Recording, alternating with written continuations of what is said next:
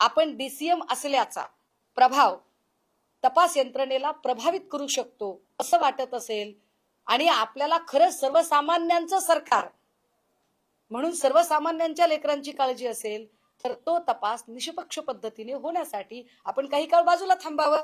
आपली आणि अमित शहाची चांगली ओळख आहे. सगळं निर्दोष झाल्यावर पुन्हा एकदा आपण पदावर बसावं आमचं काही म्हणणं नाहीये. या सगळ्या संबंधाने माझा पक्ष काय करत आहे हे आता अगदी थोडक्यात. आज खरं तर संसदेचं अधिवेशन आज संध्याकाळपर्यंत किंवा उद्या दुपारपर्यंत वाइंड अप होते आणि त्याच्या काही प्रोसेस असतात तरी सुद्धा आम्ही संसदेत बोलायला वेळ मागितलेला आहे. माझ्या पक्षाच्या वतीने सन्मान्य खासदार ओमराजे निंबाळकर, सन्मान्य खासदार श्री अरविंदभाई सावंत हे दोघे संसदेमध्ये हा विषय मांडण्यासाठी तत्पर असतील. त्यांना वेळ किती मिळतोय हे फार महत्वाचं. त्यासोबतच दुसरी गोष्ट, माझ्या पक्षाचे खासदार हे केंद्रीय गृहमंत्र्यांना या संबंधाने भेटण्यासाठी वेळ मागितलेला आहे आणि ते त्यांना भेटतील. तिसरी गोष्ट, मी स्वतः राज्यामध्ये राज्यपालांना भेटून या सगळ्या गोष्टींना अवगत करून देणार आहे.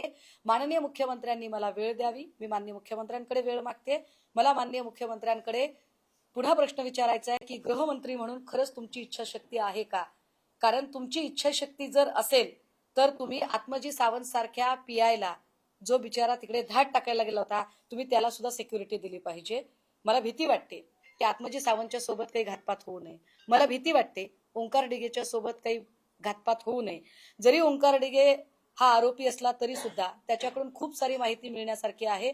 त्यामुळे त्याच्या सुरक्षेची सुद्धा काळजी घेतली गेली पाहिजे. अगदी त्याच वेळेला राष्ट्रवादी काँग्रेस अजित पवार या पक्षाचा पदाधिकारी विशाल मोरे ज्याच्यावर पुण्यात कारवाई केली आणि जो आता पोलिसांच्या ताब्यात आहे त्याच्या सुद्धा सुरक्षेची काळजी घेतली गेली पाहिजे. विशाल मोरेने सेंटेड हुक्का बनवायला सांगितला होता अशी एक माहिती पुढे येते, पण त्याला हे माहित नव्हतं असं तो सांगतोय. पण ही सगळी माणसं मुंबईहून माणसं पाचगणीमध्ये येऊन राहतात ती कशासाठी यावर एकदाही जर पर्यटन विभाग बघत नसेल तर हे गंभीर आहे आणि पर्यटन विभागाने हे लक्ष दिलं पाहिजे. किंबहुना पर्यटनासाठी जाणाऱ्या सगळ्या पर्यटकांनी सुद्धा ही गोष्ट अत्यंत गंभीर आहे जी विचार करण्यासारखी आहे. माझे मुद्दे मांडून संपलेले आहेत. मी जाणीवपूर्वक खूप क्रिस्पी पद्धतीने मांडलं. तुम्हाला काही विचारायचं असेल विचारा. आणि एक एफआयआर आपल्याला मिळाली कालच्या प्रयत्नानंतर, पण ही मुलुंडची एफआयआर आहे जी फार ही ऑनलाईन दिसत नाही, पण ही आपल्याकडे एफआयआर आहे. ज्यांना पाहिजे ती देते. दुसरी एफआयआर जी घाटकोपर क्राईम ब्रँचकडे आहे जी सावरी प्रकरणातली ती अजूनही मिळाली नाही पण ती देते. तिसरं, वर्क ऑर्डर मी देणं लागते आपल्याला.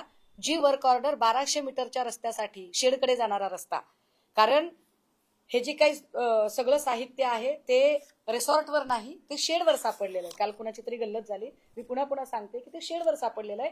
त्या शेडकडे जाणारा 1200 मीटरचा रस्ता जो 75 लाख रुपये किमतीचा रस्ता आहे त्याची वर्क ऑर्डर काय होती, निविदा कुणी काढली होती, मागणी कुणी केली होती, निधी कुणाच्या खात्यातनं गेला याची सुद्धा माहिती मी काढत आहे आणि ती माहिती मी आपल्याला देणं लागते ती मी देईन.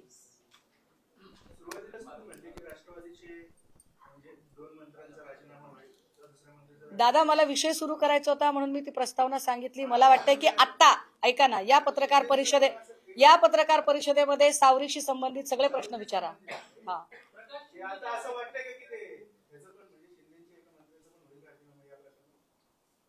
शिंदेच्या मंत्र्याचा नाही, मी शिंदेचा राजीनामा मागते. आय रिपीट वन्स अगेन, मी राज्याचे उपमुख्यमंत्री एकनाथ शिंदे यांचा राजीनामा मागत आहे. प्रकाश शिंदे जे आहेत ते सर्व जे तुम्ही आरोप करताय ते नाकारतायत.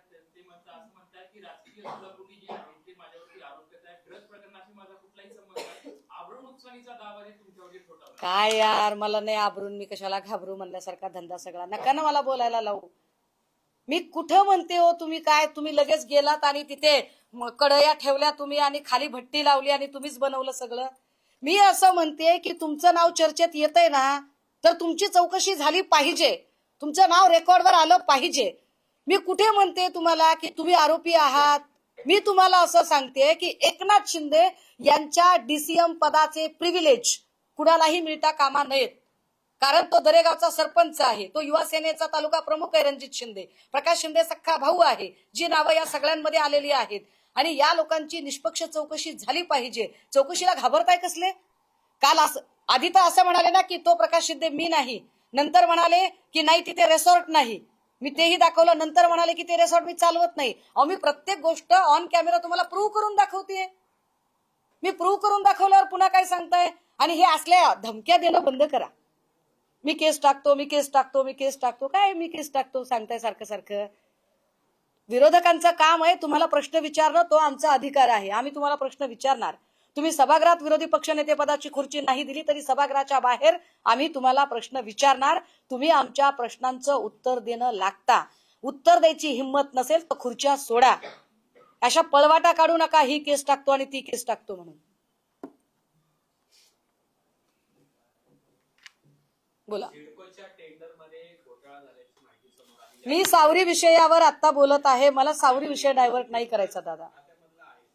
मी एकनाथ शिंदेच्या खात्याचा एक विषय विजय कुंभार आता थोड्या वेळात रिलीज करतील. अजून एक रिलीज करतील तो विषय. एका IITN असणाऱ्या माणसाची जमीन, त्या जमिनीचा व्यवहार करताना शीतल तेजवानी सारखी महिला, पण मला त्याच्यावर काही फार बोलायचं नाही कारण तो विषय वेगळा आहे. आपण मला या विषयातलं काय आहे ते विचारा, मी सगळं तुम्हाला सांगायला तयार आहे. मी आता ड्रग्ज विषय हातात घेतलाय तर मी ड्रग्जवर बोलत आहे. अपेक्षा आहे की काल कदाचित खूप लॉंग झालं होतं त्यामुळे बऱ्याचशा चॅनल्सना दाखवताना अडचणी झाल्या. आता सगळे चॅनल कदाचित दाखवू शकतील. Okay, thank you.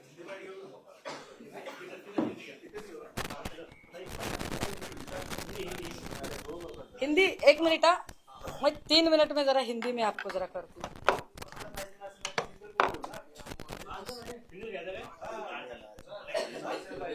कल की पत्रकार परिषद के बाद जो कुछ अपडेट्स हुए हैं वो अपडेट मैं आपको अवगत कराना चाहती हूँ. जिसमें पहली अपडेट यह है कि सातारा पुलिस सांवरी गांव में पहुंची थी. सांवरी गांव में पहुंचने के बाद फिर एक बार वहां पर एक बहुत बड़ी मात्रा में MD ड्रग्स मिला है. उनका कहना है कि पहली कार्रवाई में कुछ चीजें रह गई थी, वह हम बस बटोरने आए थे. लेकिन अगर आप सिर्फ बटोरने आए थे तो इसका अर्थ यह स्पष्ट होता है कि शायद पहली की पुलिस बहुत लापरवाह थी. अगर ऐसी लापरवाही से उन्होंने कार्रवाई की है तो उनकी इंक्वायरी होनी चाहिए. और अगर उन्होंने बड़ी शिद्दत से अपनी कार्रवाई पूरी ईमानदारी से की है तो फिर नए सिरे से और वहां ड्रग्स इतनी बड़ी मात्रा में कैसे मिला, इसकी इंक्वायरी होनी चाहिए. दूसरी बात, प्रकाश शिंदे जी ने कहा कि नहीं, मैं यह होटल मैं नहीं चलाता.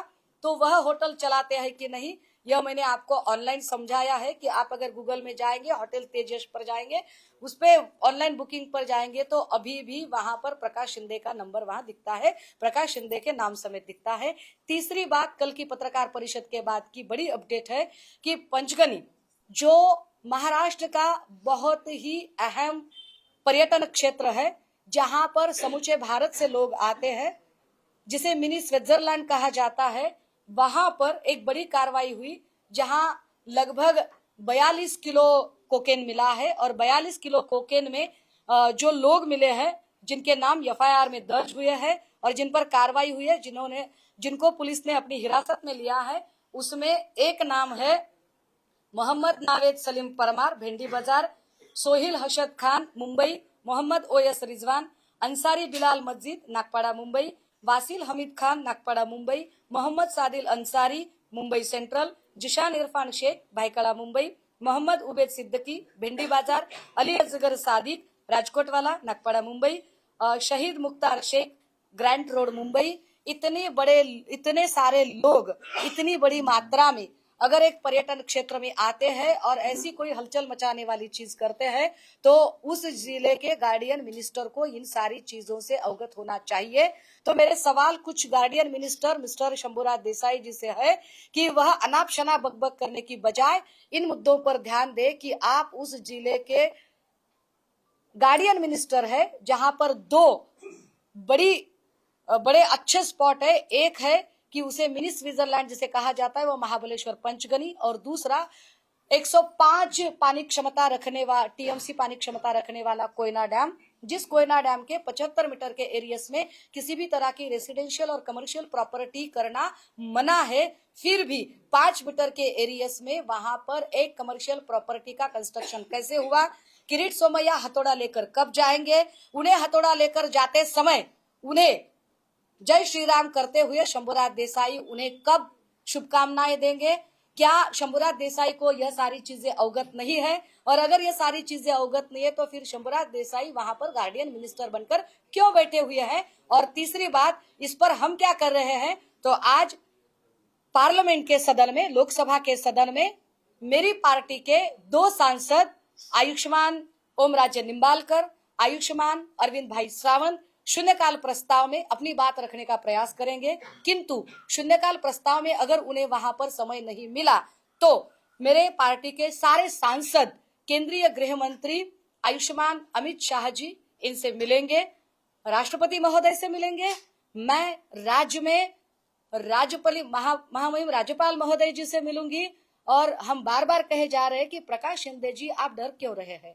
हमने कब कहा कि आप खुद शामिल हैं? हम कह रहे हैं कि आपका नाम बार बार चर्चा में आ रहा है तो आप सामने आइए, आप सामने आइए। इस राज्य के 14 करोड़ लोगों का भविष्य दांव पर लगा है और आपकी जब इंक्वायरी हो रही हो तो वह सारी जो इंक्वायरी है, सारी जो तफ्तीश है, वह तफ्तीश बगैर किसी इंप्रेशन के होनी जरूरी है। और इसलिए उनके भाई इस राज्य के उप मुख्यमंत्री जी आयुष्मान एकनाथ शिंदे जी अपने पद का इस्तीफा दे, एक बार इंक्वायरी खत्म हो जाए, फिर आप दोबारा आइए, हम आपका स्वागत करेंगे। हम आपकी बहन है, दुश्मन थोड़ी है। हाँ, वो मैं फिर एक बार आपको दिखाना चाहूंगी कि किस तरह से प्रकाश शिंदे कहते हैं कि नहीं मैं तो उसमें हूं ही नहीं। तो मैं बताना चाहूंगी, मैं आपको इसका ऑनलाइन प्रैक्टिकल दिखाना चाहूंगी कि देखिए यह गूगल है, गूगल में मैंने होटल तेजयश अब यहाँ पर टाइप किया हुआ है। जैसे ही मैं यहाँ पर मैं दोबारा टाइप करके दिखाती हूँ, मैंने यह गूगल गई, होटल तेजयश मैंने टाइप किया, उसके बाद तेजयश की पूरी जानकारी आ गई जिसमें गूगल मैप है, मेक माई ट्रिप और जस्ट डायल पर यह सारी जानकारी उपलब्ध है, वेबसाइट है इनकी। यहाँ पर जो ऊपरी तरह वो कहते हैं कि नहीं यह कोई कमर्शियल प्रॉपर्टी नहीं है, 4.8 रेटिंग, यह कमर्शियल प्रॉपर्टी कोई होता है, रेसिडेंशियल को नहीं होता है। फिर वो कहते हैं कि नहीं मेरा संबंध नहीं है, कोई दूसरा चलाता है, तो मैं आपको दिखा दूं ऑनलाइन बुकिंग। हम जरा व्हाट्सएप पर क्लिक करें, व्हाट्सएप पर जब हम क्लिक करते हैं तो हम ऑनलाइन बुकिंग में जाते हैं। फिर हम जरा टॉप पर यहाँ पर एक नंबर दिखता है, नंबर किनका है वह जांच लीजिए। जब मैं इसे क्लिक करती हूं तो फिर एक बार यहाँ दिखता है कि प्रकाश शिंदे, और प्रकाश शिंदे, फिर इनके मैं डीपी पर जाती हूँ, मैं डीपी क्लिक कर लेती हूँ तो डीपी दिखता है होटल तेज यश। प्रकाश शिंदे जी, क्या अभी भी आपका कुछ कहना है? आप पर संदेह इसलिए बढ़ रहा है कि आप बार बार झूठ बोल रहे हैं।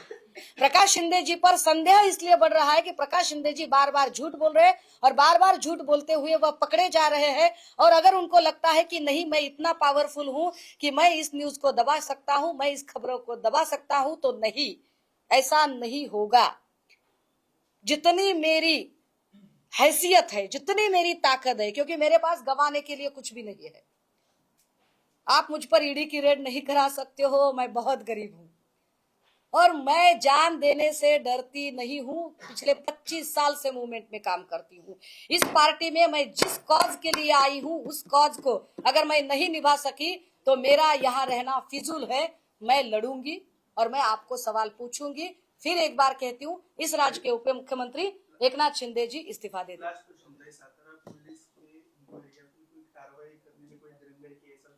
सातारा पुलिस को पता ही नहीं था, लंका जल रही थी और रावण सो गया था, ऐसी कुछ बात हो गई। सातारा पुलिस कल जाग गई है और कल जागकर अचानक से उनको देर से जब वह जग गया है तो वह सावरी में गए। लेकिन फिर एक बार जो वहां पर ड्रग्स का जो बड़ी मात्रा में ड्रग्स मिला है, यह अपने आप में एक बहुत संजीदगी बात है। और इस संजीदगी को समझकर मुझे लगता है कि नेशनल लेवल पर अमित शाह जी, मैं समझ सकती हूँ कि आपको बहुत लगाव है एकनाथ शिंदे साहब से, होना भी चाहिए। वो इतने देवेंद्र जी से भी पावरफुल नेता है तो आपका लगाव बड़ा लाजमी है, लेकिन फिर भी इतना विश्वास अच्छा नहीं, आपको सोचना चाहिए।